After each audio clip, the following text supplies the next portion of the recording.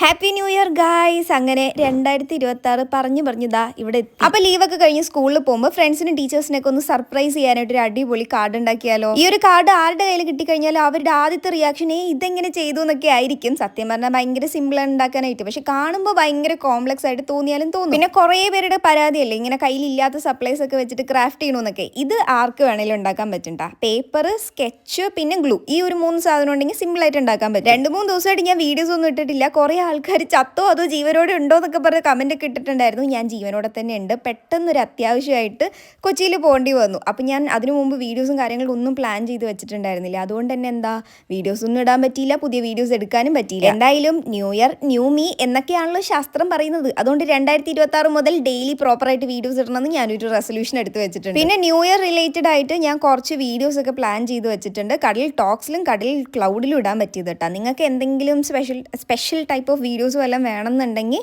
Just comment ബോക്സിൽ ഒന്ന് പറഞ്ഞാൽ മതി. ഓക്കെ, അപ്പം നമ്മുടെ കാർഡിന്റെ കാര്യം പറയാനാണെങ്കിൽ ഇവിടെ ചെറുതായിട്ട് എനിക്കൊരു അബദ്ധം പറ്റിയിട്ടുണ്ട്. ഈ 2 സൈഡ് കംപ്ലീറ്റ് ആയിട്ട് പശ തേച്ച് കൊടുക്കണ്ട. റൈറ്റ് സൈഡ് മുകളിലും ലെഫ്റ്റ് സൈഡ് താഴെ മാത്രമായിട്ട് പശ തേച്ച് കൊടുത്താൽ മതി കേട്ടോ. അപ്പോൾ സിമ്പിളായിട്ട് ഇതുപോലെ പൊങ്ങി വന്നോളും. അല്ലെങ്കിൽ കുറച്ചിങ്ങനെ കടക്കാന്നൊക്കെ പറഞ്ഞിട്ടായിരിക്കും അത് പൊങ്ങി വരിക.